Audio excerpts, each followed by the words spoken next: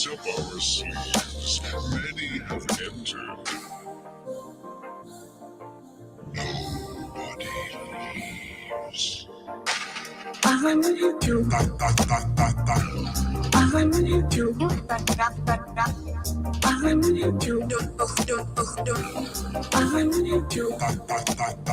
Lights are flashing, doors are slamming. Never know what's real. Soon, every vampire, every werewolf came spotting scarecrow. What midnight came spotting scarecrow. What midnight scarecrow. What midnight scarecrow. What midnight. Clever but incomplete start.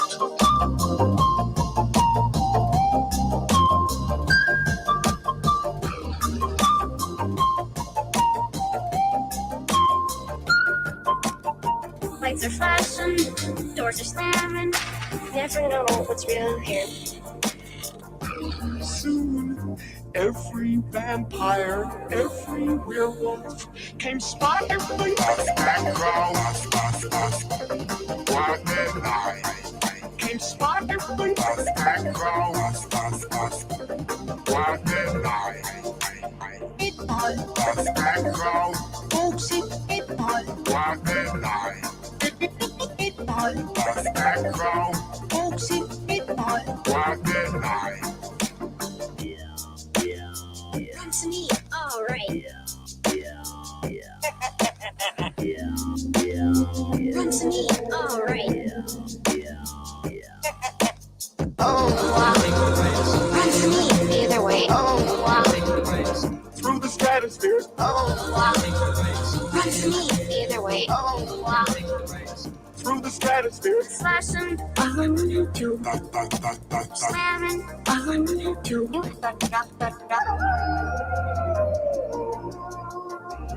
Every werewolf came spotting scarecrow. What midnight came spotting scarecrow. What midnight scarecrow. What midnight scarecrow. What midnight. The scarecrow walks at midnight, and he will kill you. You will die.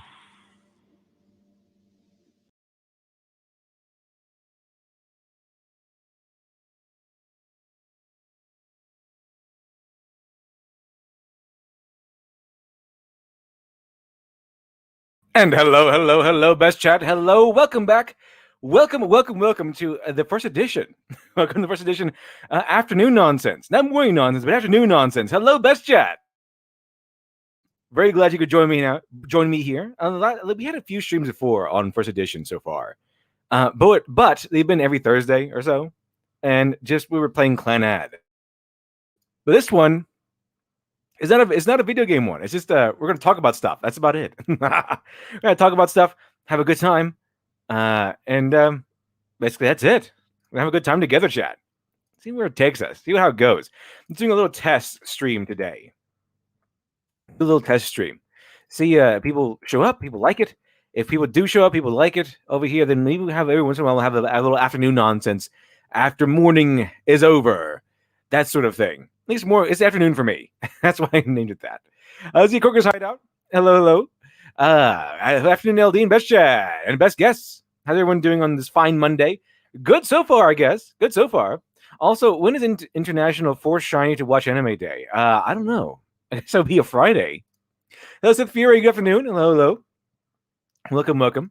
Hello, Criminal Imagination. Welcome. Hello, Trishan Reinhardt. Hello. Good afternoon, Best Chat. Once again, due to work, I won't be around as much, but I'll still be around where I can job search. Has been a pain today, though. Could use some nonsense to pick me up. Oh, right. Well, the nonsense is on the way. Don't worry. The nonsense is definitely on the way. Hello, Dick Duelist. The news just broke this afternoon. Rest in peace, Dr. Crow streaming. He's off. He's going offline. Big capital F. Yeah, hope he's doing well. Hope he's doing well. Hopefully he comes back. Hopefully he comes back. But good luck to you, Dr. Crow. Hello, the Lone Wanderer. Hello, hello. Hello, Brown Gaijin. I'm here. I'm here. Did I miss anything? Not yet. Not yet. We're just getting started. We're just getting started. Let's see here. Andrew Sabina. Hello, Andrew Sabina. Welcome, welcome. Let's see. Who else is here? Hello, Truthblade. Welcome, Truthblade. Hello, Truthblade. Hello, Cyrek. Welcome, Cyrek. Hello, everyone. Hello to you, Cyrek. Hello, hello. Let's see here. We've got everyone. Well, you got everyone today. Awesome, awesome, awesome. Kind of cozy. Not cozy today, chat. But don't worry, chat. It will still have the same amount of the same delicious nonsense. And this time, over here on the first edition channel, I don't have to unlist anything.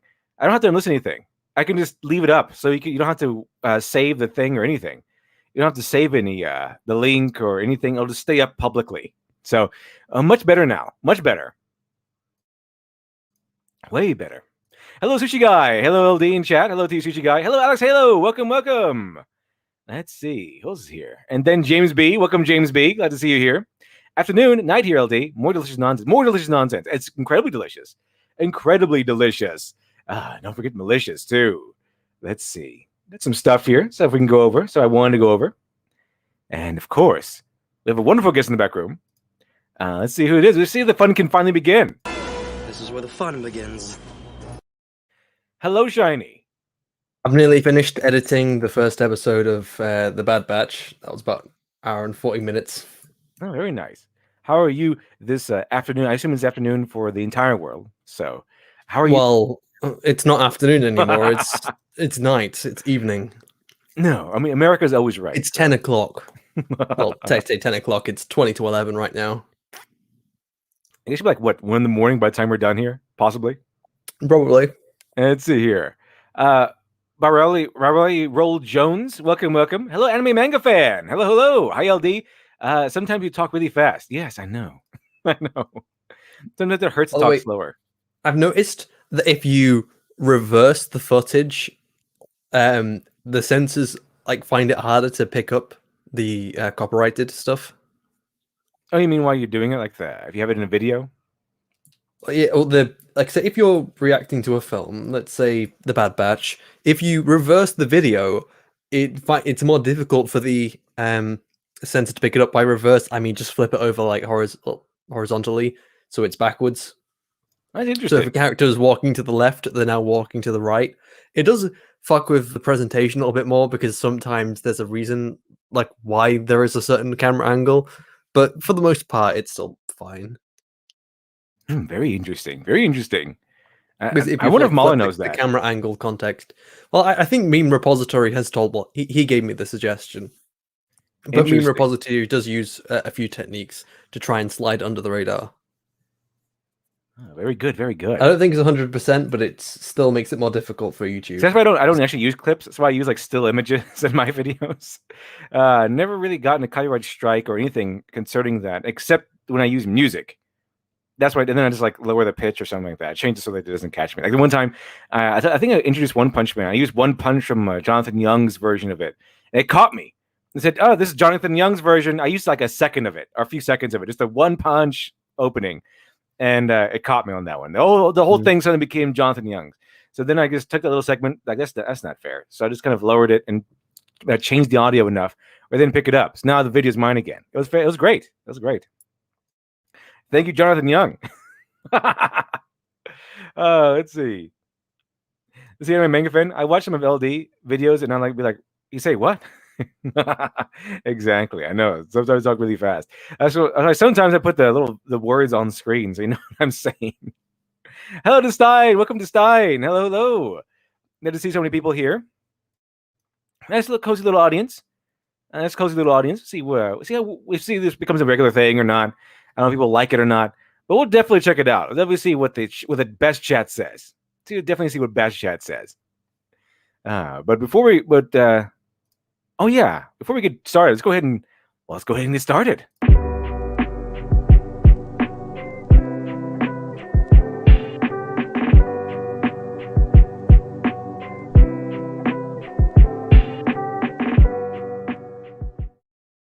I still like that intro.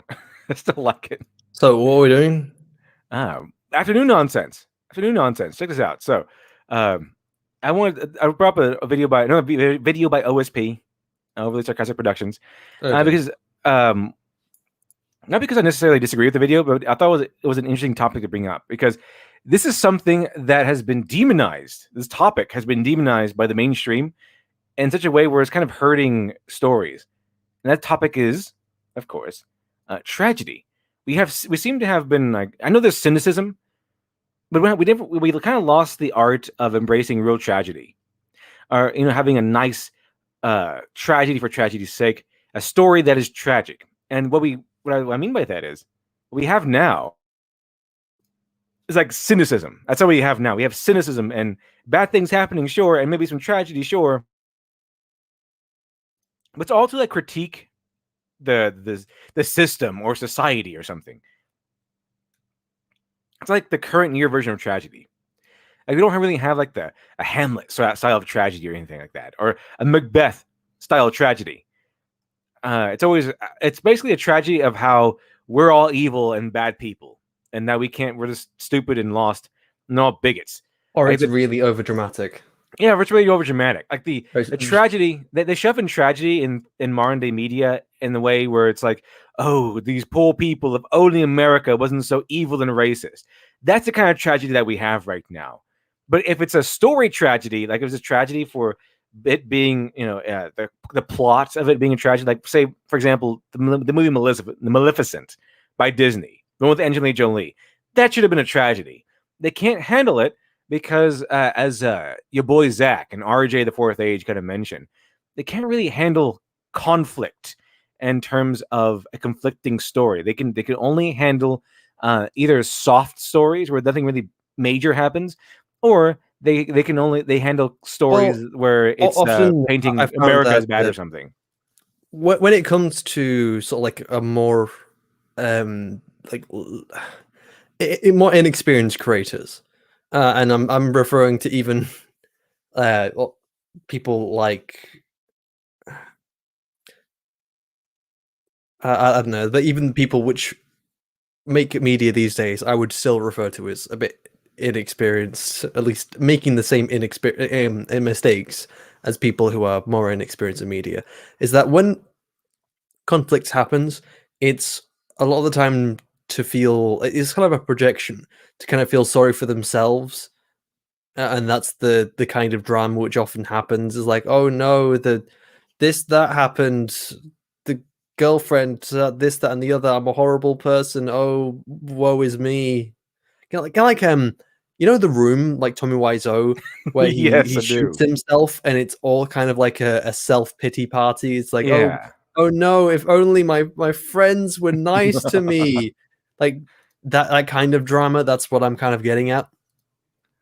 If only everyone was nicer. Because I don't think conflict is necessarily like the problem. It's more just how the characters are designed. It's either they are absolutely amazing Mary Sues, or like everything is absolutely about them and it's all about self-pity. I think when the example of what we mean by like the lack of conflict is like Lower Decks, like Star Trek Lower Decks, and shows like it, where it's more like I think they even mentioned like they love Lower Decks because it's easy viewing, because nothing bad happens. Like even something bad happens, it's not going to be critical or terminal. Everyone's going to be all right in the end. Everything's going to turn out fine, and they're going to overcome these things easily. They're going to be alt-right in the end. Alt-right. They're going to start being a hat group. But no one's going to have to sacrifice anything. It's not going to have like some Star Trek episodes like in TNG or well, I'll do that. I'll do this one as a TNG example because I know this one. Remember that one episode where Data wants a daughter? Yeah. He gets like a kid and everything. And that episode ends. You remember how it ends? The daughter dies. She dies, and the admiral's like, "Oh, his hands were moving so fast; it was remarkable." The daughter dies, but it's kind of bittersweet in the end because the daughter dies, and then like they say, "Oh, Data, are you angry or sad?" And Data's like, "No, I'm not sad because she's still with me. I implanted like all of her memories and things into me, into my mainframe or whatever it is." And then he goes, her memories are alive inside of me. So yeah, it's sad that she died. It's Quite sad that she had to literally, go away. Yeah, in fact. literally inside of him. But it's sad that she died. But it's kind of bittersweet because we won't see her again. She's gone. Also, there's another thing that Data can't really feel sad either. That's another thing. Yeah, another thing. But if I don't think you would see that in something like Lower Decks. I don't think you would see that something like that in Lower Decks, where it's something major has happened and they can't stop it. Something bad has happened where they can't stop it. But yeah, Lower Decks is firmly in the category of more Mary Sue area than self-pity area. Absolutely. So you wouldn't. So what that means is that that episode at the end it's a tragedy. It's a tragic ending.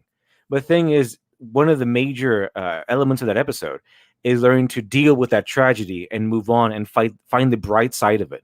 She might be gone forever, but the bright side is still there. The bright side is that she remains alive in terms of Data's memories and things, and the memory that they had of her, and all the experiences they had with Lal, which is Data's daughter.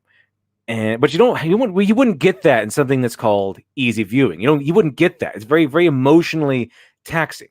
It's very it gives you like a punch to the gut emotionally. It's a big conflict, and the mainstream media seems to have identified that the main audience these days, at least some of them, the SJW types, are so infantilized that they can't handle things like that anymore. They can't handle heavy episodes where a character dies and they'll never come back again. There's no remedy to bring them back to life or anything. They're just gone forever. Stuff like that, where you have to deal with the loss of the character that you might have liked, but also have to embrace the idea that you can't get them back. There's no one you can shout at, no one that you can stomp your feet to get them back. There's just no way. And you have to, instead of demanding that they return, and then have someone grant your wish, have someone screaming and yelling, have someone bend over backwards to adhere to you. You have to accept that you can't always have what you want, and then you have to deal with the outcome of that. That's what Lal is. That's the episode with Lal. It's kind of like that, and episodes like that. That's where you get the conflict. Where you get the terminal style conflict, where the conflict is there, the outcome is there, and the outcome might not be the best outcome of all. It might be something tragic. They don't get that anymore. They really don't get that anymore. I remember there's like a Marvel comic book where someone has like a ticking time bomb in their head. A literal ticking time bomb. It will kill them if it explodes. Like that sort of time bomb. And they get it's a bunch of like those girls, like I think it's like Kate Bishop and Wasp, and the late teens, early 20 characters, the SJW types. And instead of having this be a critical or crucial time in the story, instead of that, they don't do that at all. They have a slumber party. They have a slumber party, and they have fun, giggling, and fighting with pillows and talking about boys or whatever it is. Why they work on a way to get the time bomb out of her head. I remember that. Like that's what they mean by the lack of conflict. Like bad things can happen, sure. Like things like having a time bomb in your head can happen, but they won't treat it. I don't know. Have you ever had like the moment where like a baby like hurts itself? Have you seen one of those moments where like maybe a baby cousin or something like hurts itself, and then it looks at you as if like it's wondering whether not to cry or something, and then you're like trying to console it so it won't cry. It's kind of like that. That's what it seems like. Something bad has happened. Like the baby has bumped its head in the comic book, and then it's like the audience is looking to the comic book to know whether they need to cry or not. And the audience in the book is like, no, it's okay, it's fine, it's okay, everything's gonna be fine. Look, they're having a slumber party. Look, everything's good. They're having tea. They're giggling about boys, and I don't know if they're giggling about boys. They're giggling about somebody, and they're fighting with pillows and having tea. It's a fun old time where they're trying to take the time bomb out of their head. So that's what we mean. Like they can have things happen that should lead to conflict and tension, but they remove the tension from these events because they know that their infantilized audience can no longer stand it. And then the thing is, with tragedy, it's all about that tension. It's all about the loss and then the eventual catharsis of the story. That's what you get. But you can't have that. You can't have a story where there's a big tragedy that can't be undone. Not anymore. I mean, even in Endgame, Tony Stark dies. People don't like that, but the good guys win in the end. They can't get him back. Sure, they can't get him back, but they win in the end. This is when I'm talking about tragedy. I mean, there's a loss, a tragic loss. The good, not necessarily the good guys lose, but maybe the good guys win, but it's like a Pyrrhic victory, or something, or the fall of a hero, like with Anakin Skywalker. That sort of tragedy, where it's all about this failure. It's all about this failure that cannot be stopped. Anyway.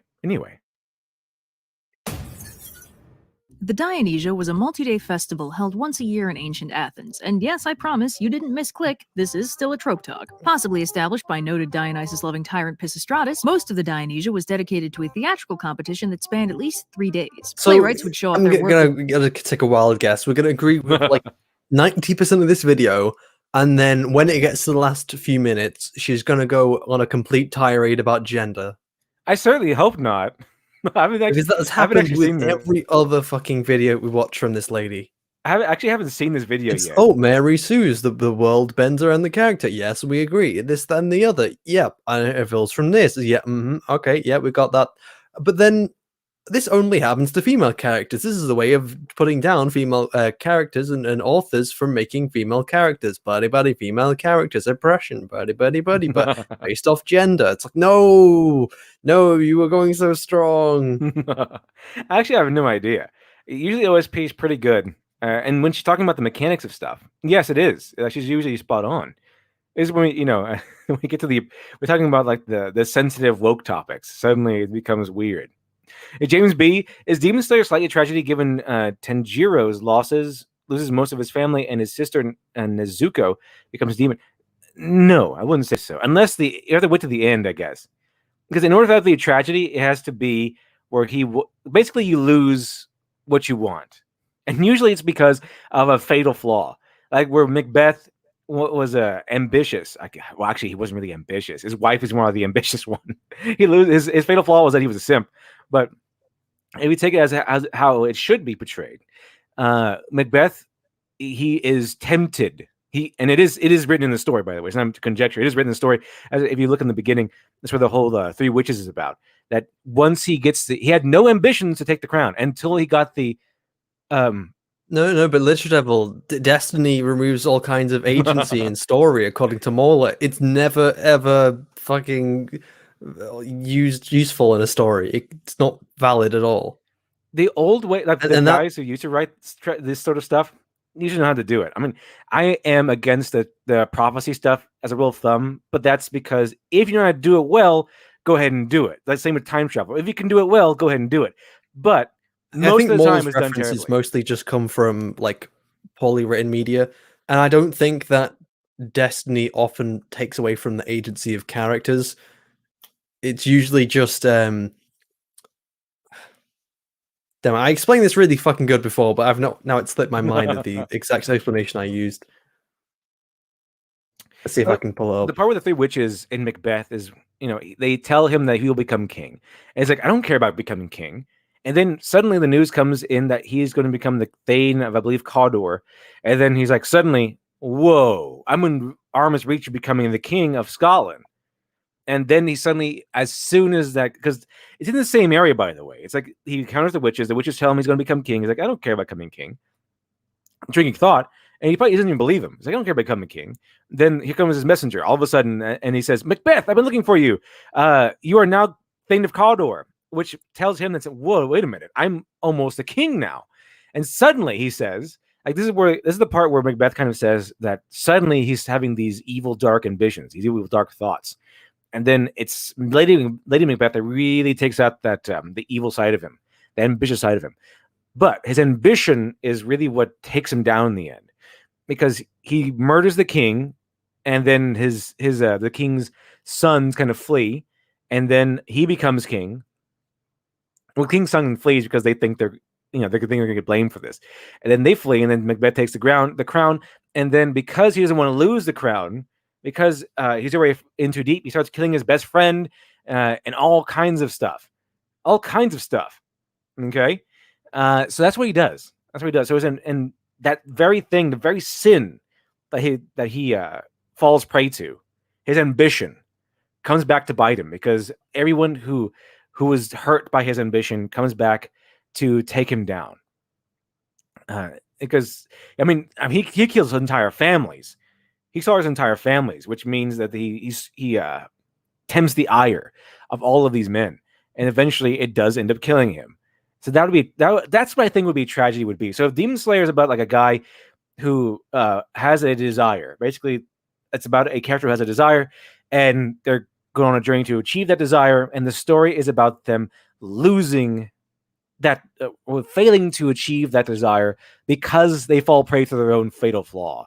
That's what I would say. If Demon Slayer is like that, then I would call it tragedy. Like the story of Griffith from Berserk, that's a tragedy.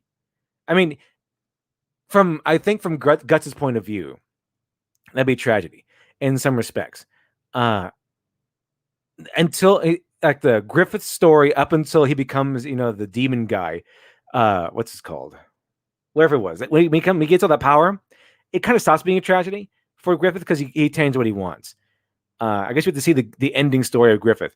But Griffith as a guy, as a man, when he's a human, he goes to war. He wants to achieve all of this power. He wants to become king. He's very, very ambitious. And he'll do kind of anything he wanted to achieve that power.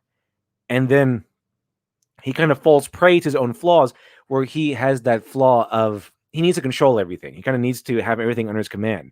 So when Guts kind of leaves and rejects him, which is something Griffith can't stand, he starts getting crazy. Because after that, what does he do? He goes in and destroys everything. He wants to take control of something. He feels like he's lost control of Berserk. I mean, not Berserk, but Guts.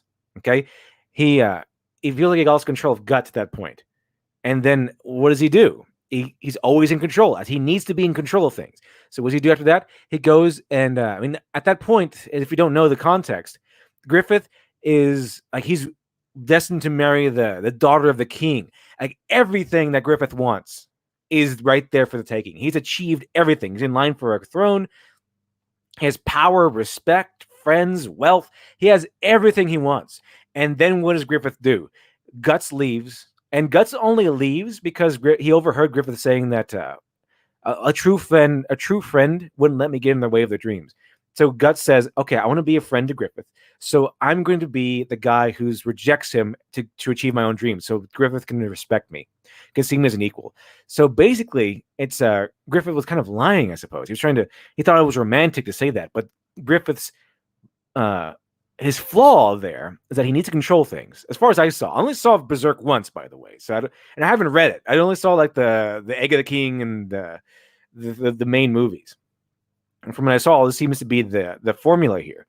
And then as soon as he learns that Guts has rejected him, he goes off and he kind of rapes the princess. And then that action throws everything away.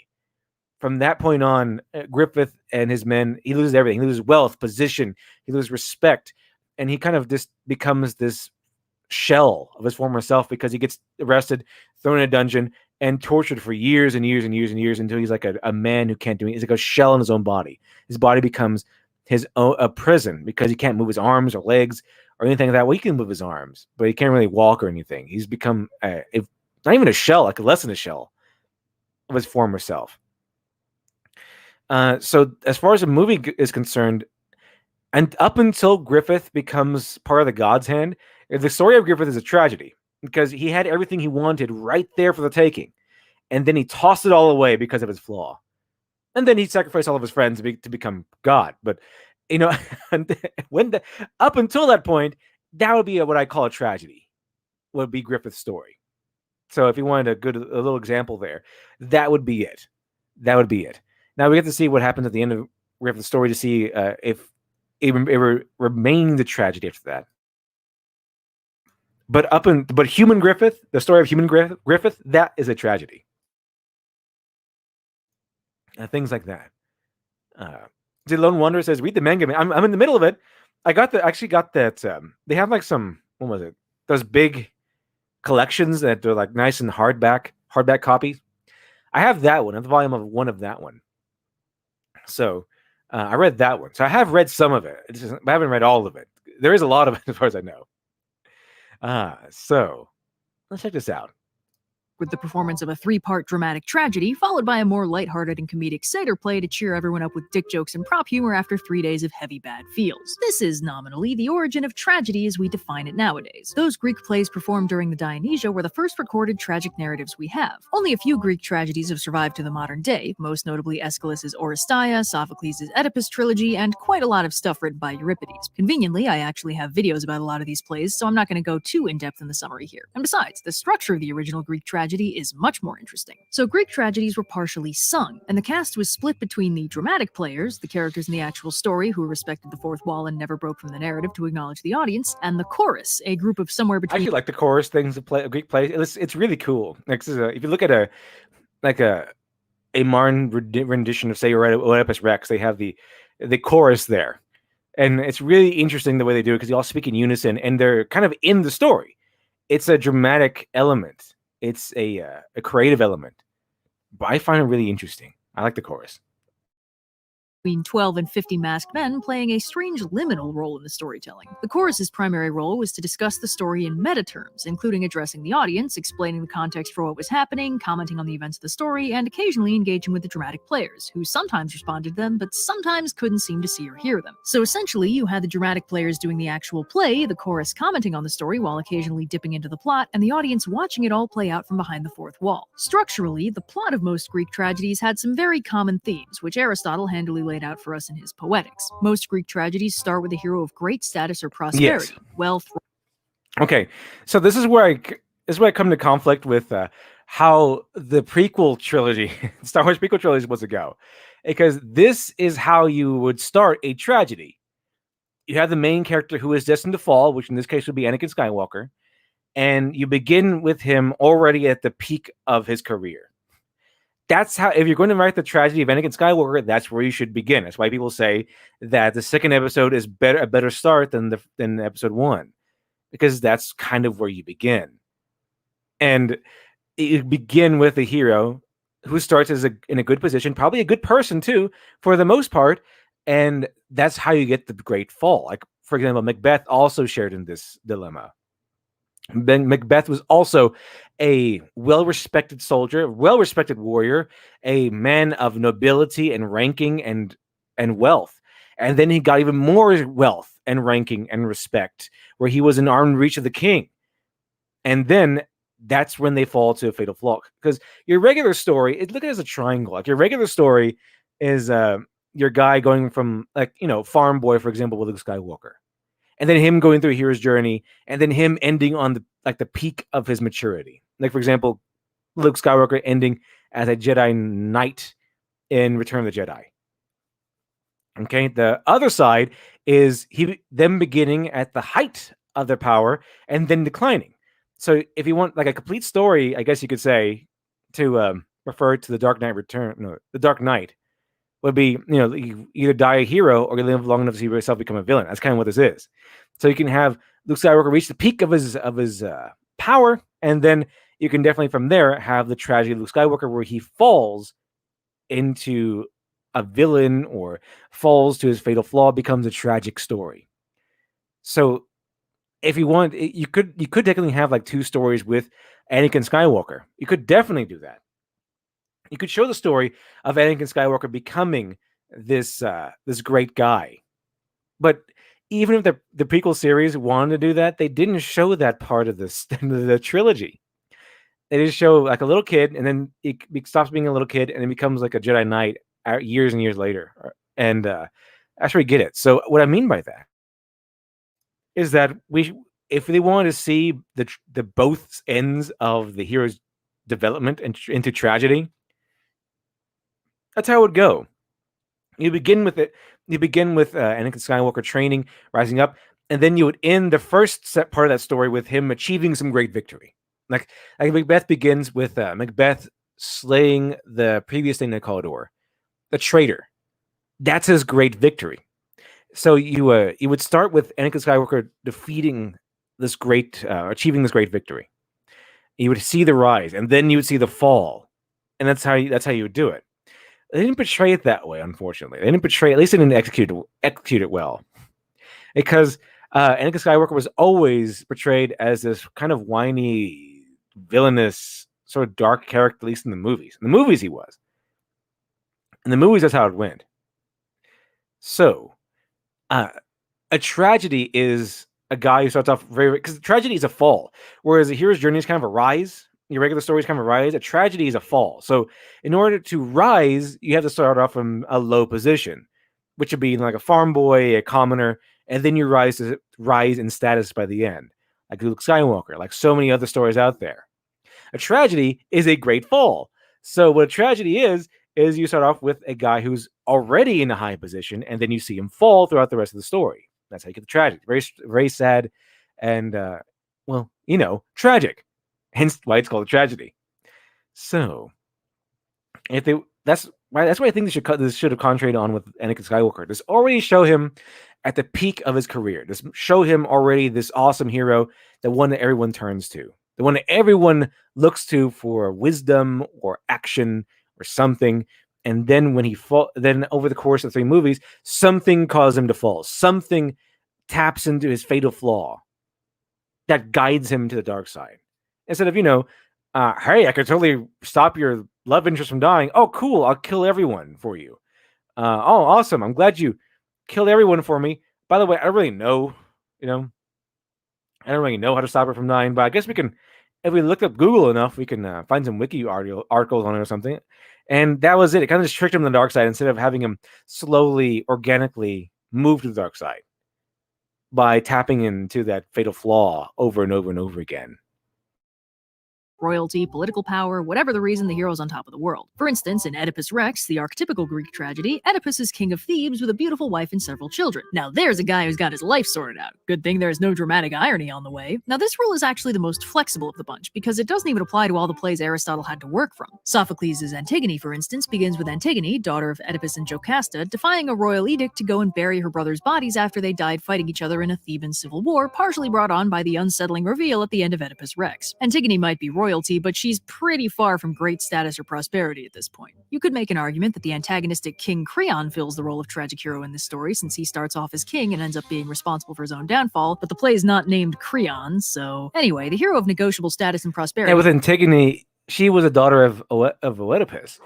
But the whole thing about her is that I guess you could argue that, was it out of nobility that you wanted to bury her brother?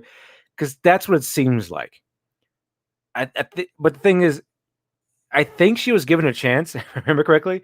She was given a chance to just go and be absolved of her sin. But she immediately latches on to something else that will sentence her to death.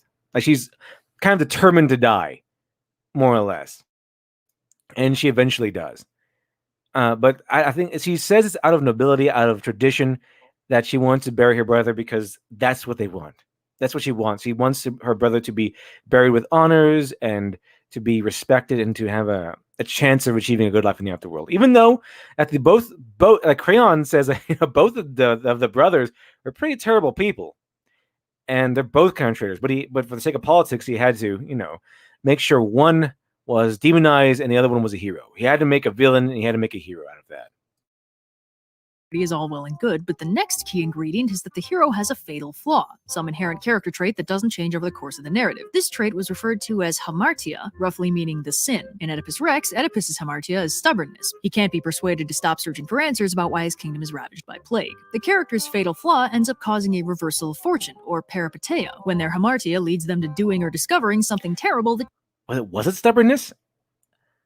I don't think it was more like pride. I thought it was hubris with Oedipus, because he believed he was right. He believed he was even smarter than the gods. He believed that the Apollo's oracles who get their answers from Apollo himself must be wrong.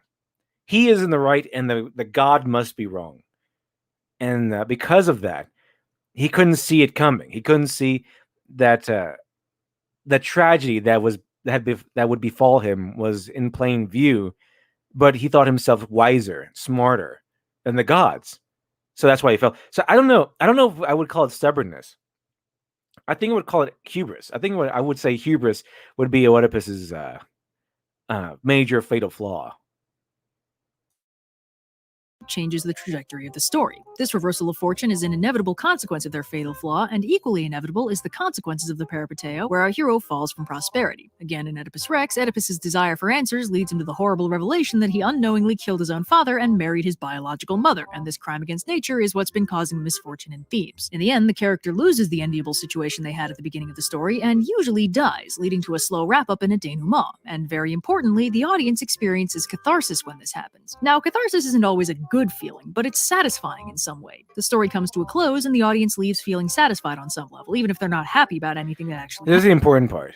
Catharsis, a cleansing of all those emotions, like the final ending of the tragedy. You get to see Oedipus trying to he takes out his eyes and goes into sub-exile. You might not feel good about it, but finally the release of all those emotions have been building up, and a good tragedy has been building up throughout the entire time. The death of Macbeth, and seeing the aftermath of that, seeing the good people come around and conquer the bad guy. Finally, get a release of all those emotions. Catharsis is a very important part of the tragedy formula. happened. Oedipus Rex doesn't have anything resembling a happy ending, but damn if it doesn't tie up all those loose ends into a nice little bow, which is coincidentally also what it did to Oedipus's family tree. So Greek tragedies usually build off of these four story beats. Character is in a good place, character has a flaw, the hamartia that causes the reversal of fortune, the peripeteia, character experiences inevitable downfall, curtain falls. But thanks to the narration of the chorus and the semi-permeability of the fourth wall, there's another sneaky key element in Greek tragedy, which is the third-person omniscient audience. The audience of a Greek tragedy gets to see everything that's going on, and the chorus usually fills them in on the parts they don't already know about. This isn't 100% applicable. For instance, Oedipus Rex is actually kind of a mystery on top of being a tragedy, since the whole plot is Oedipus looking for the man responsible for his kingdom's bad vibes, and he doesn't learn he's the culprit until 20% of the way into the story, when the soothsayer Tiresias tells him it's his own fault on line 350. So yeah, for most of the story, the audience basically knows where this is going, and even before we know Oedipus is the culprit, we know that Tiresias doesn't want to tell him who the culprit is because it won't help and it'll be really bad for him. So for most of the runtime, the audience has an omniscient perspective on the story, telling us what everyone's doing, what everyone's motives are, and broadly what's about to happen, though not necessarily everything that happened before the events of the play, preserving some of the mystery. There's no sudden twists or shocking swerves here. In a Greek tragedy, everything is slow but inevitable. The audience knows what's coming, so it's not a question of if we're going to get there, but when and how. So we see Oedipus slowly putting the pieces together, and we already know the broad outline of the picture it's going to form, because we're given all the information we need to get the general gist. Oedipus is going to realize that somehow this is his own fault. This audience angle is, I think, the most important part of tragedy. The audience needs to see the tragedy coming, so we get that sense of dread. It's like the Hitchcockian definition of suspense I talked about in the plot twists video. If suddenly a bomb goes off, the audience is shocked for a few seconds, but if we're told 10 minutes in advance that a bomb will go off, we have 10 whole minutes of building dread. So there we go. So that's actually a pretty good technique to build tension, is that we see it. That's why the Chekhov's gun thing exists. Like, you see this major element being introduced into the story, and now you know that if it's written well, it's going to be used by somebody, or the bomb is going to go off. So suddenly, a scene where two people are talking in the restaurant becomes a boring scene, or goes from a boring scene where two people are talking in the restaurant to a very interesting one that's filled with tension, because you don't know when the bomb is going to go off or when it's going to be used and by who. So it becomes tension-filled. Really interesting. It kind of hangs over like a sort of Damocles. Tragedies thrive on this. If suddenly everything goes wrong and the peripeteia hits and the fortune reverses, we're upset for about however long that scene lasts. But if we get the hamartia, we see the stage set, we recognize how this character's fatal flaw is going to clash with their circumstances and trigger the reversal of fortune, we're dreading it every step of the way. The most important part of the tragedy is the dread, not the surprise. And unsurprisingly, this key trait shows up a lot in the next big wave of tragedies. After Greek tragedies kind of faded out of focus when Rome took center stage, there was a small sprinkling of tragedies in the next millennium and a half. Roman Stoic Seneca wrote a handful of Roman tragedies about classic Greek tragic heroes, but it seems the later Christianization of the region kind of pulled the focus away from these sad stories about icky pagans. There was very little tragic action until the late 1500s, when playwrights started taking a retroactive interest in the great classics. For a few decades, Elizabethan audiences saw surge in revenge plays, stories where a wronged party wreaks bloody vengeance on the wrongdoers, until they were entirely outcompeted by the bard himself, Shakespeare. Now, our boy Shakespeare wrote a bunch of tragedies, most of which I've conveniently covered on this channel, although I can't... Let's see. Let me check it out real quick. So I think this might be a good little example of what a chorus might look like in a Greek play. Let's check it out. Let's see. Here we go. It's on YouTube, so hopefully it doesn't really knock us down so bad. Check it out.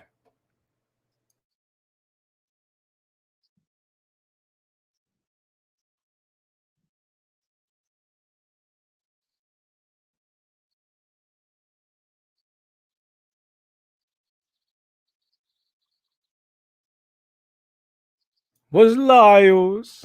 There it is. Laios. Laios. Just like that. So the chorus are kind of like telling us these things. And it's really cool that these guys kind of like talk every once in a while. They come to a point where they have to talk all in unison too. So that's really interesting. That's kind of a little peek you have. I don't know how copyrighted this thing is. We get a little peek in what a Greek chorus kind of did and what it looked like. Anyway, let's check it out here. Back to the video. There you go.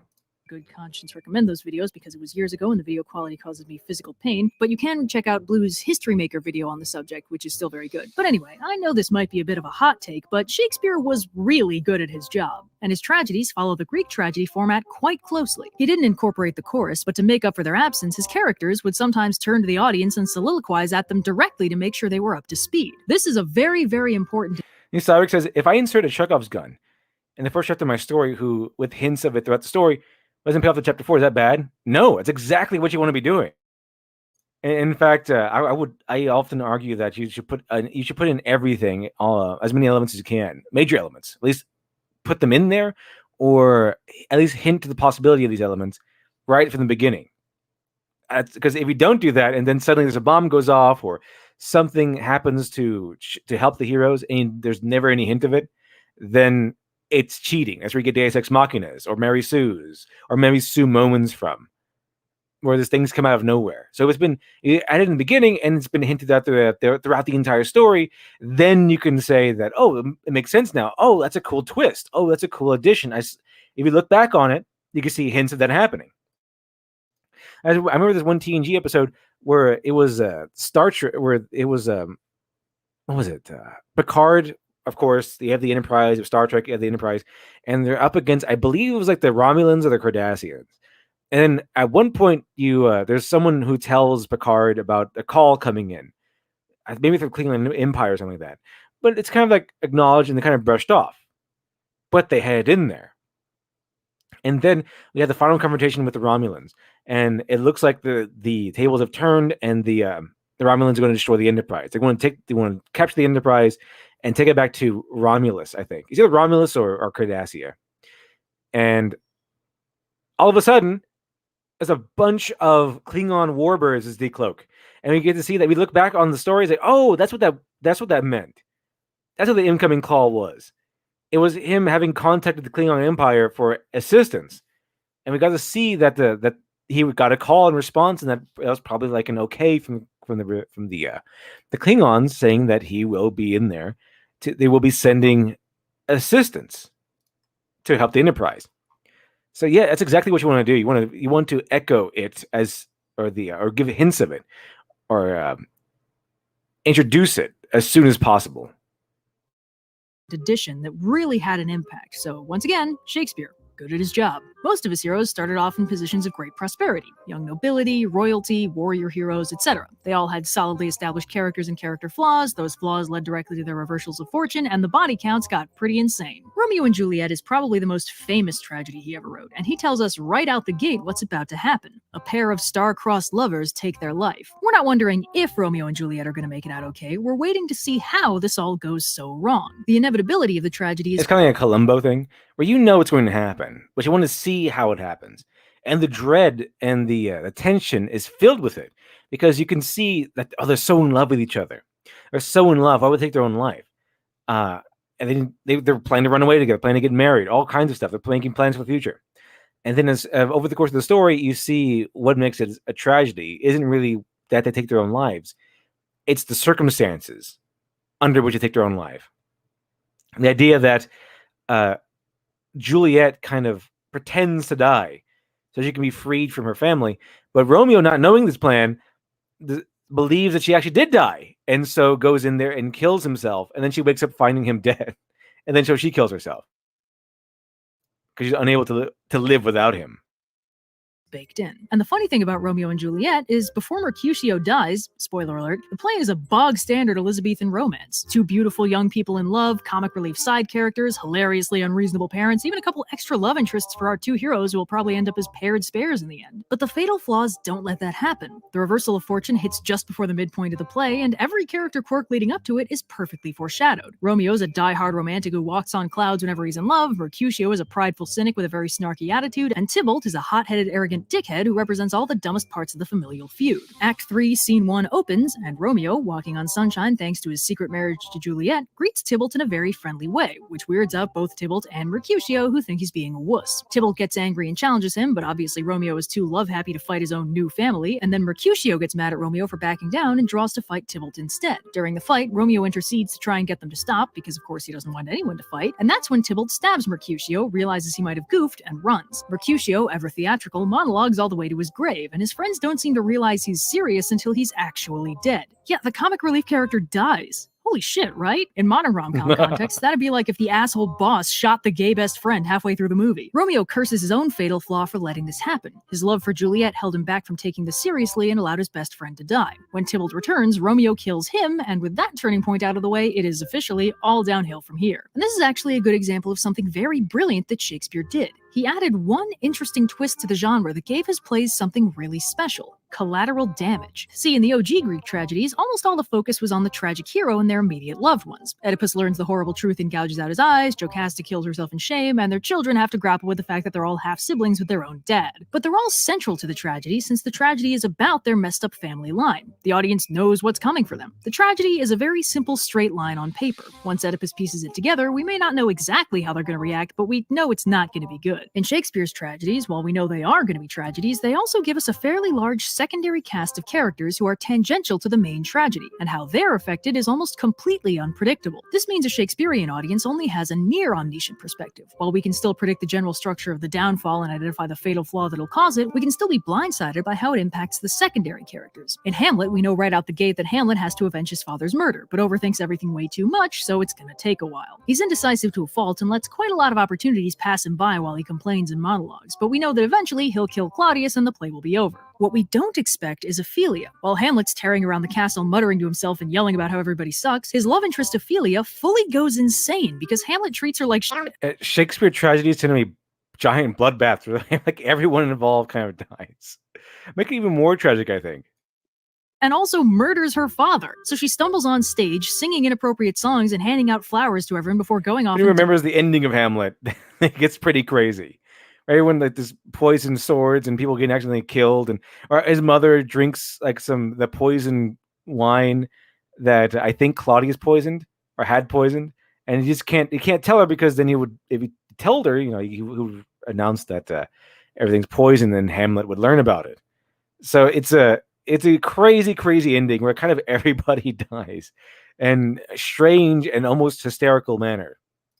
Dying off stage. Ophelia's death is the only time the story goes out of its way to show us that Hamlet's constant dithering has actual consequences. Monologuing is not a victimless crime. The tragedy is actively ruining the lives of everyone it touches. God damn! Romeo and Juliet does the same thing with Mercutio. The audience could see that Romeo and Juliet's familial shenanigans were inevitably going to lead to problems, but Mercutio was tangential to all that and didn't have to die. Shakespeare's tragedies have central structures that are very simple hamartia peripeteia reversal of fortune delios, but they also hit us with unexpected side tragedies where the main tragedy inadvertently hurts the secondary characters in ways we couldn't see coming and that didn't need to happen. And this is brilliant because it shows us a side to the tragedy that's almost more tragic. The inevitability of the core tragedy is very important because it gives us that sense of anticipatory dread, but that's surprising. Mount Gaijin says, Shakespeare's a champion of equality. Everyone dies.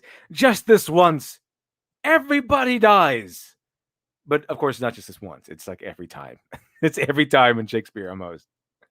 Kick of collateral damage helps drive home the broader meta-tragedy that this unfortunate situation is going to hurt a lot of people who don't deserve it at all. Greek tragedies featured collateral damage, but they didn't focus on it. Oedipus's children didn't deserve any of the stuff that happened to them, but they don't really get any focus until Antigone gets her own plays. Collateral damage that surprises the core tragic play. Antigone's pretty awesome. That's a really good play. I like Antigone.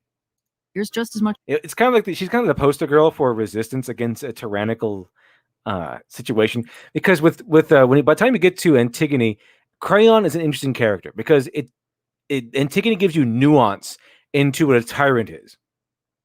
but also gives you nuance into what a rebellion or a rebel against a tyrant would be like. Where Crayon is, you could see the weight he has on his shoulders, the weight he has in the wake of Oedipus's self-exile, where he has to kind of bring together a crumbling nation. Okay, he has to bring together this nation that's kind of crumbling before him by doing ruthless things. And he's a guy kind of guy who says, "Yeah, I feel bad about it. It's awful. It's terrible, terrible work. But someone has to do it. Someone has to make the tough calls." And so it's not good guy versus bad guy. That's what's interesting about Antigone. That in modern media, Antigone would be obviously Crayon is the bad guy, and then Antigone is the selfless heroine who's just oppressed and no one listens to. He's a big, strong woman who's always right about everything. But no, Antigone, the play, is very interesting because it doesn't give you a good guy and bad guy. You can actually see and understand and even empathize with the motivations and the perspectives of either party. Antigone versus Crayon. A Crayon explains this. That's kind of what most of the play is, in fact, or a good portion of it. The core of it is the conversation between Antigone and Crayon. Wow, I love Antigone so much. It's a really good play. I love this play so much. But Antigone and Crayon, they talk with each other. And it's kind of a very interesting conversation because it goes back and forth. It's kind of almost like a fight scene, but it's just a conversation. But it's just like a really well-written fight scene. There's twists and turns and surprises and all kinds of interesting things that go on in this conversation. Over the course of the conversation, there's twists and turns, and you kind of at one point you're sympathizing with Antigone, then another point you're sympathizing with Crayon and trying and kind of looking down on Antigone. Then you go back and forth. It's really, really interesting. It's really, really interesting. It's really cool. But here's the thing. This is about the Antigone play Antigone itself. Is the nuance in there? And we don't have that nuance anymore. Not in modern day media. In modern day media, it's just this side. It tells you what to do. So Antigone is a really good play. For example, when you want to look into the honesty of writing, a really good example of how to write, what we mean by write honestly. And while some authors might say have different perspectives on that, where you write what's true to yourself, you don't write what someone else would write, you write what you would want to write. I see a big part of writing honestly is, well, writing honestly. You don't just all of a sudden, if you want to have a realistic look at what makes a tyrant in things or what leads someone to move into tyranny, you don't just cast them as a bad guy. Okay? You don't just cast them as a bad guy, and they don't in Antigone. It's Crayon. He's almost the good guy in Oedipus. But over the course of the strain of becoming king, he does all kinds of things that even make him sick. But he does them anyway. He's a man who said yes. He said yes to this responsibility, and he's the man who carries it out. He will go up. He'll step forward, bark out an order, and he'll just slaughter the mob if he needs to. That's what he says. That's kind of his mentality. He'll kill the mob. If the mob rises up, he'll crush them. He'll stomp them into the ground to achieve order. That's kind of what Crayon is at right now. Is that right? No, even he knows it's wrong. But he feels it's something he has to do in order to keep Thebes together. So you kind of see where he's coming from. You kind of see where Antigone is coming from. So neither one is completely evil or completely good. It's all about it allows the audience to choose for themselves. And that's the crux. That's the core of what we mean by when writing honestly. So you have like Star Wars and Marvel and all those things that tell you what to do. That's why that's the difference between propaganda and a good story. Is honesty in your writing. The reason why we think these Marvel characters, these Marvel stories are propaganda pieces is because they write stories. They give you stories and character types and everything that tell you how to feel and think. You are supposed to like this character because of these reasons. You're supposed to hate this character because he's white. You're supposed to hate this character because he's a man. You're supposed to hate this character because of this X, Y, and Z. They don't allow you to think for yourself anymore. And these, like the sequel trilogy, the Marvel stories, when it starts to tell you how to think and feel and what exactly you're supposed to be thinking, is exactly what you're supposed to be feeling, exactly your morality, that's when you lose the honesty. That's what so many of these modern media pieces lack. That's what Antigone has, is honesty in the narrative.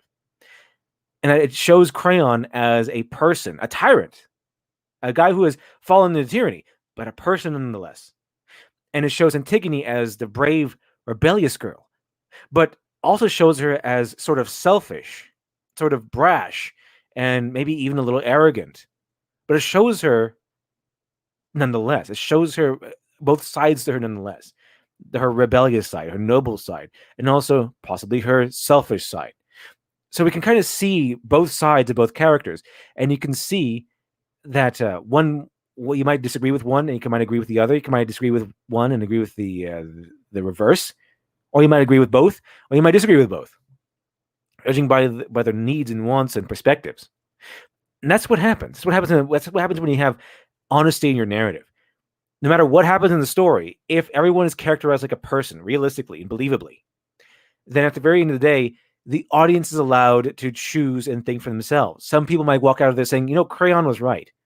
Crayon might have been right. Some people might come out of the play saying Antigone was right. And they can do that because the narrative had honesty.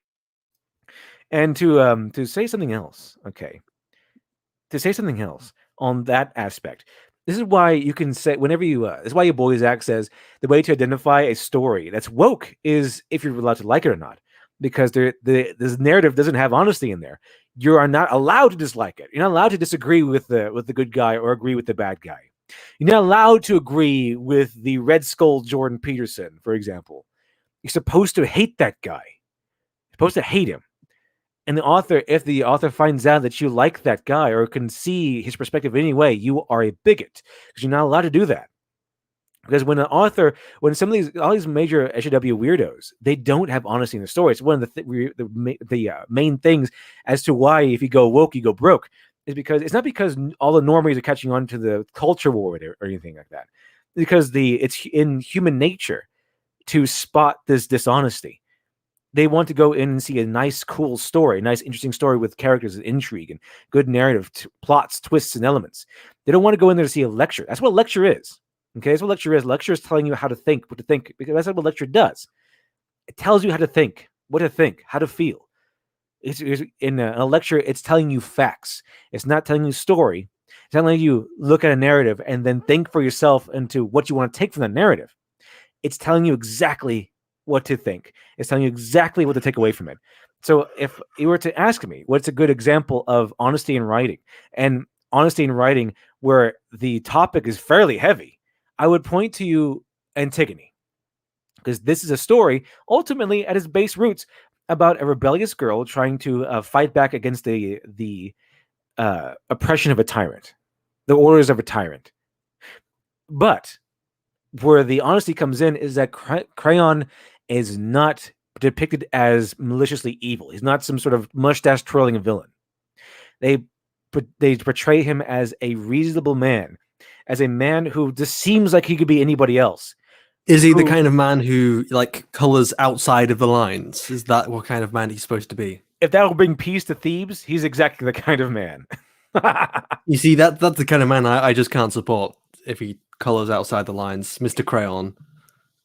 It's great because it's so great. I love Antigone so much. That's a great play. I highly recommend it. I like Antigone more than I like Oedipus, but only by a little bit. Only by a little bit. But I really like Antigone. I really like that. I'm sorry for being quiet this time. I just didn't really have anything to add to Shakespearean plays. No problem, Johnny. No problem, Johnny. But yeah, that's Greek mythology or whatever. But if you were to ask me about a good example of a good and blatant example of honesty in writing, what you want to achieve when you are writing a story, I would point you to Antigone and point you to how they depict Crayon. Point you to how they depict Antigone and the guards within. And that's where you get to honesty in writing. You get, because Crayon is a real man. He feels real. He feels relatable. You can see. And what I mean by that, you can, when you read the play, when you see the play, you can kind of see yourself in Crayon's shoes, and you can ask yourself, would I do what Crayon did? If I were stuck in Crayon's position, would I do what he did? You don't know, and that's what's kind of scary about it. And that's where we go back to conflict. When SJW say, when we say they can't handle conflict, That's what I'm talking about. Having an honest character who's in this position, who you can kind of empathize with, having to make these difficult choices. If it asks you that question of the conflict, because SJW is all about morality. Like, of course, this is a good person would do this. And these SJWs are not the kind of people, of course, who have maintained responsibility or have gained major responsibility of any kind. So don't know what it's like to make these major decisions. But they can't really handle that sort of question. If you're in Crayon's shoes, what would you do? Because that's part of the play. That's part of the play. That's part of the conversation between Crayon and Antigone. That's a major part of the play, because Crayon begins to talk about his side, and ultimately, it kind of asks the question without asking, "What would you do, audience member, watching Antigone right now? What would you do if you were suddenly thrust into the position of King of Thebes, a kingdom that's in civil war, a kingdom that is in chaos, and law and order is breaking down? Would you just simply sit back and let it fall into chaos, or would you do what Crayon does and start becoming a tyrant, start shooting into the mob, killing the mob who rebels, stomp them into peace, force them into peace? Or would you maybe find some other way that might work? Who knows? And that's something that SJW can't stand. That's the kind of conflict they can't stand, and they can't even barely comprehend in the idea of stories like this. So they gravitate towards lower decks. That doesn't give you heavy answers like this. They don't give you heavy questions. And if you look at an SJW story, they never do. And that's why they like it so much, because the SJW story tells you how to think and how to feel. There's never really an instance where it asks you, "Hey, this is the bad guy. This guy's a tyrant. This guy's everything you hate. This guy's stomping on the freedom of people. He's killing people. This is show as a demonstration." And then you're allowed to see from his perspective, and it asks you the very heavy question of, what would you do in his position? Would you compromise your morals? Would you kill innocent people if it meant maintaining the kingdom and saving the rest of the kingdom and regaining peace in a post-Civil War society?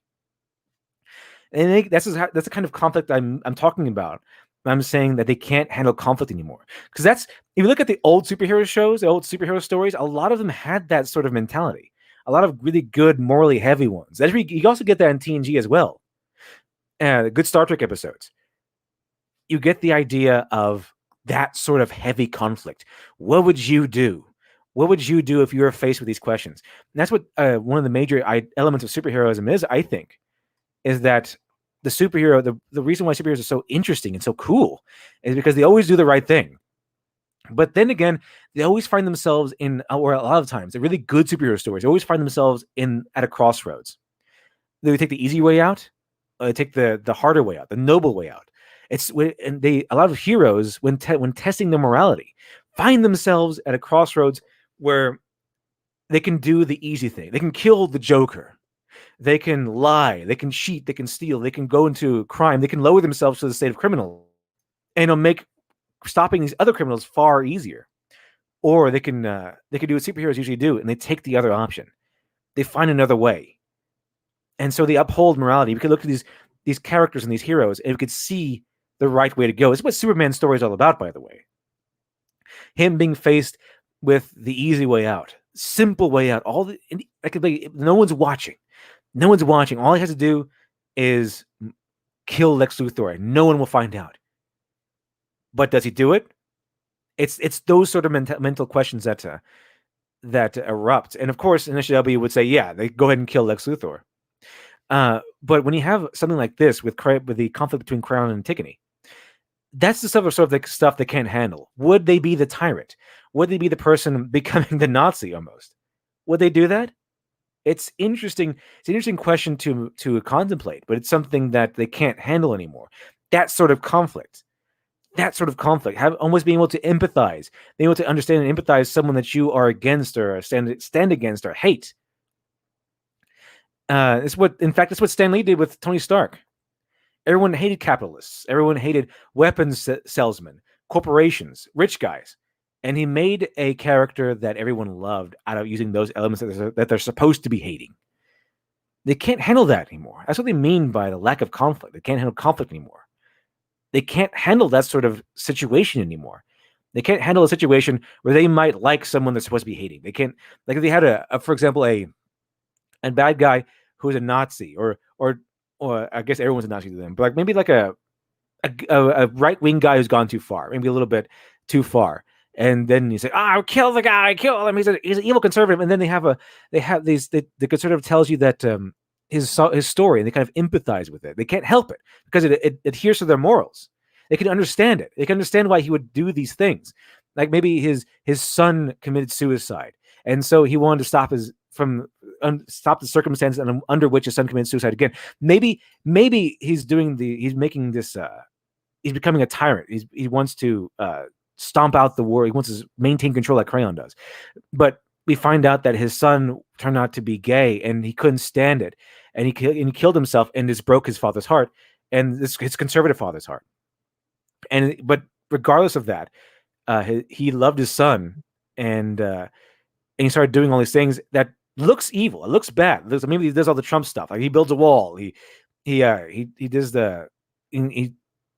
he's against immigration or illegal immigration, that sort of thing. And he's like, yeah, he's evil. Kill this guy. And then you see from his perspective, and a far leftist would be very hard pressed to not empathize under his story. They can't handle conflict like that anymore. There has to be the story must tell the reader how to think and how to feel now. That's the only thing they can really maintain. The only thing they can really talk about and accept is take out all the nuance, take out all of the Crayon being a reasonable guy who just found himself in a terrible situation. Take all of that. If you want to rework Antigone to be acceptable in today's era, to be acceptable in the era of the SJW, then take out all the nuance and have Antigone be absolutely good in every way and always right, and then have Crayon be the mustache-twirling villain who's just evil, and then have Antigone also apparently become a Mary Sue. That's kind of where it usually goes. And see, I know I was rambling for a while, but thank you much for fuck Google 2. Appreciate that. Appreciate the 2. Good live stream. I'm glad you're liking it. Glad you're enjoying it. Appreciate it. Let's see, Board Enthusiast. Hello, Board Enthusiast. Says, I don't know why, but hearing LD talk about what he loves so passionately gets me live right now. I'm very glad to hear that. Awesome. Let's see, Gojira387 says, even literature and art, no man who bothers with originality will ever be original. They won't. They really won't. Whereas if you simply tell the truth without caring twopence of how often is being told before, you will 9 times out of 10 become original without ever having noticed it. Exactly. C.S. Lewis. Exactly. So when you're writing a story, just write honestly. That's all you have to do is write honestly. You have a tyrant as a bad guy. Just ask yourself what would make that man become a tyrant? Under what circumstances would he become a tyrant? Like make him a good guy. I mean, he's a normal person. Under what circumstances would a normal person become this selfish tyrant? And why is he becoming a tyrant? Is he becoming a tyrant for noble reasons? Is he becoming a tyrant for selfish reasons? All these questions have to be really interesting things to ask. Really interesting. Let's see. See, Board Enthusiast says, "Damn, how RNLD is about the story. I really want to read it now." Yeah, Antigone. Highly recommend Antigone. I really like that play. I think it's a lot of fun and a lot of interesting messages in there. Let's see. Okay. I think we can continue now. As Attendant Law says, I love Impassioned LD. Awesome. Appreciate it. Samuel Shabina, I want LD to be my writing professor. Awesome. Glad you liked it. I mean, glad you weren't too bored with it. Let's see. Warren Enthusiast says, I'm so happy you're talking about writing again. That's exactly what I subscribed to the first edition for. Awesome. Yeah, definitely. That's why I brought up OSP, because even though we don't always agree, they're always pretty spot on when it comes to mechanics of writing. They're always pretty spot on. We might disagree on the circumstances as to why things happen, the social circumstances, but they usually are pretty spot on. Like Red is pretty spot on usually when it comes to the elements of writing, tragedy, characters, character traits, archetypes, things like that. So yeah, I didn't bring on OSP to disagree with her. I just brought her on so we can, because I thought tragedy was an interesting topic, especially these days. These days when people can't really comprehend conflict anymore. Too infantilized, unfortunately.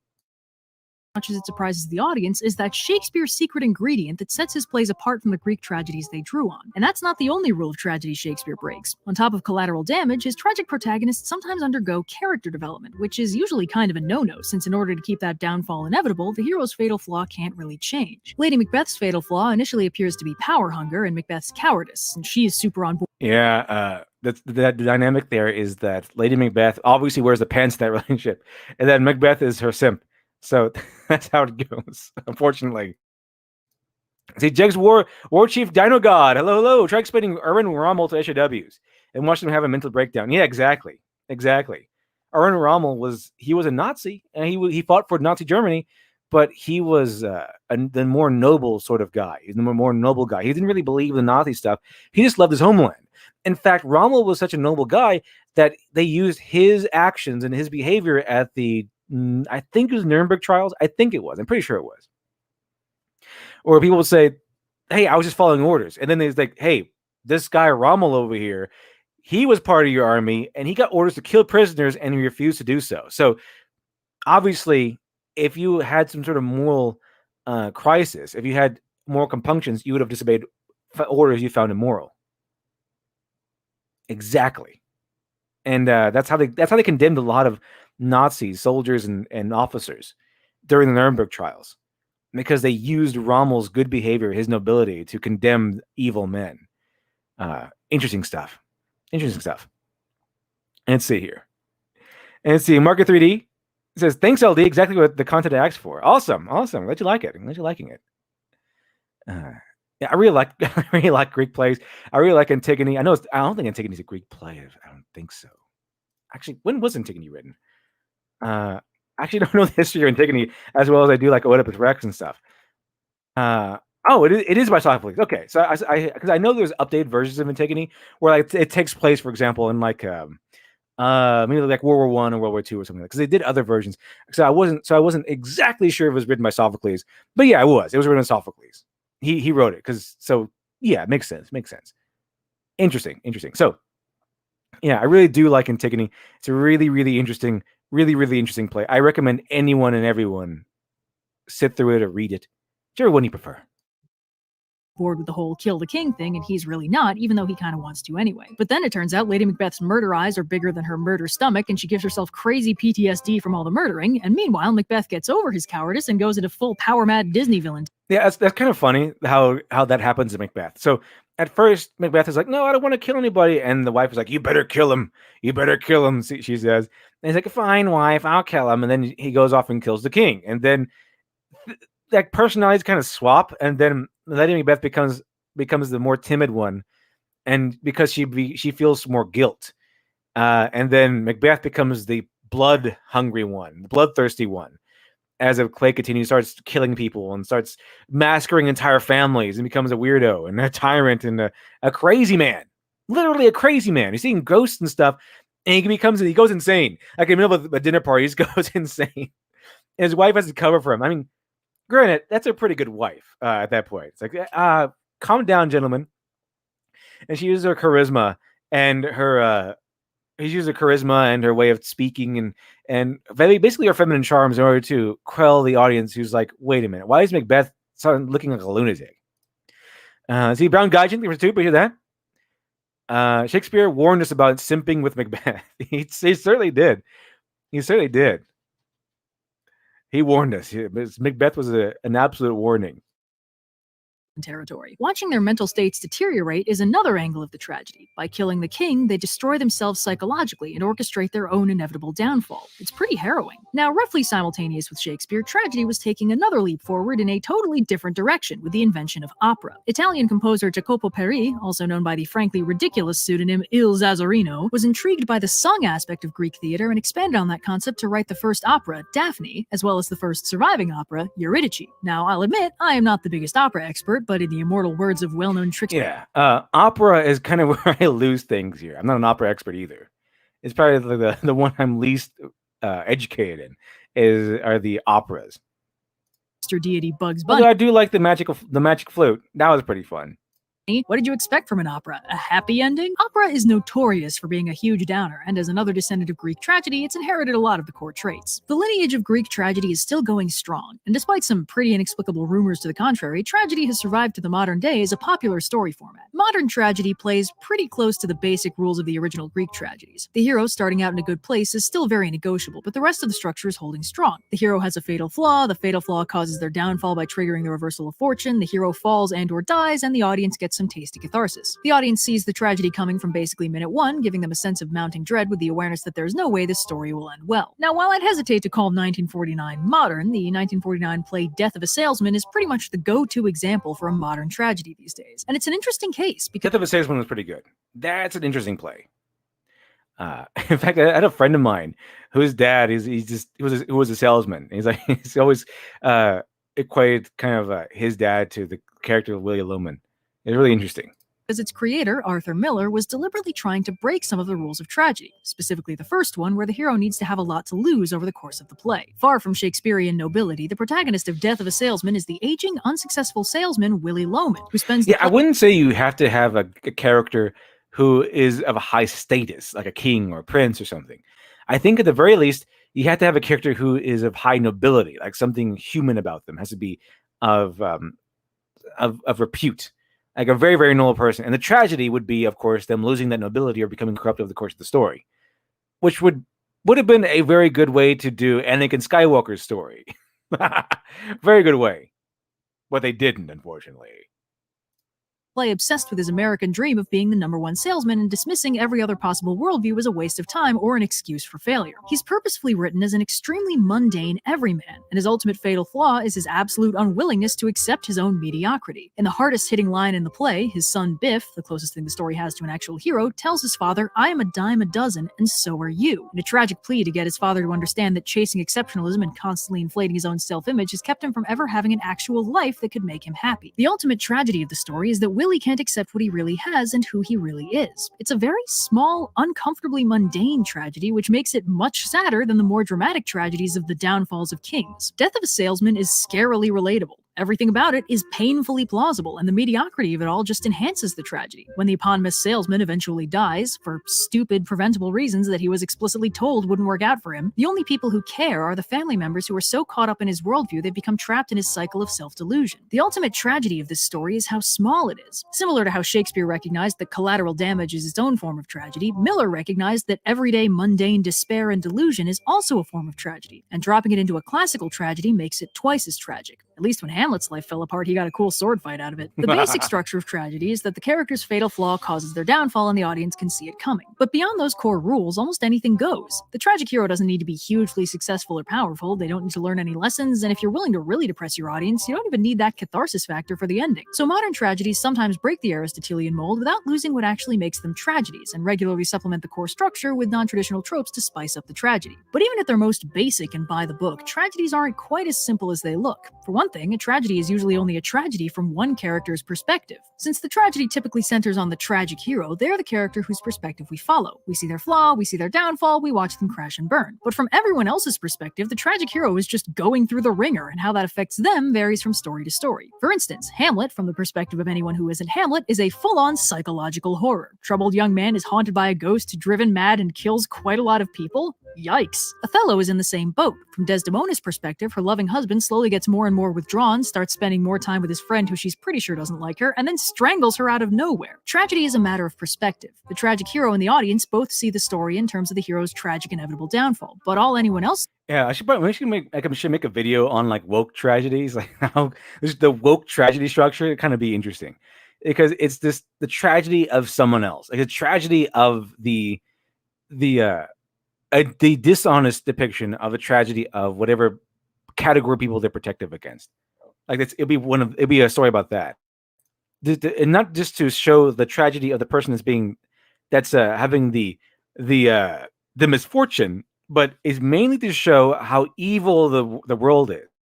It's like the essence of your main tragedy would be like maybe the anti-person, like against Macbeth or against Oedipus. But the tragedy of the person that led them down to the dark side, led them down to the fall. The Oedipus types, the Macbeth types, your Anakin Skywalker, how he should have been. things like that. The woke tragedy is not so much about the person falling, but the society falling. Like, why is society so evil? A tragedy of a society that was once good in, I guess, in their minds, or could be better, or should be better, but is not better and is in fact evil. So it's not the person, it's society. It's the world around them that's evil. Sees as the collateral damage, which usually takes the form of a horror story. We can actually flip this on its head. Plenty of stories that aren't tragedies by any stretch of the imagination become tragedies if we shift the focus to a different character, frequently the villain. Shakespeare aside, my favorite example of this specific phenomenon is Kung Fu Panda 2, because nobody ever sees it coming. I got you with all the Shakespeare and opera talk. You nearly forgot I'm not classy at all. If we pretend the main character of that movie is not our beloved bouncing panda protagonist, but instead the stylish and dastardly villain Lord Shen, we get a classic Greek tragedy format. Hero hears prophecy of downfall, takes drastic steps to prevent said downfall, and is eventually destroyed as a direct result of those very actions, up to and including being literally. Yeah, that's a kind of a option of an example of no, don't do prophecy here. Okay, it was kind of stupid. It was really kind of stupid. I don't really like the prophecy. I don't know what I have to look at it into what makes it so different, but it's very clearly a modern rendition of the prophecy element, as opposed to the ancient way of doing things. So I guess we'll see.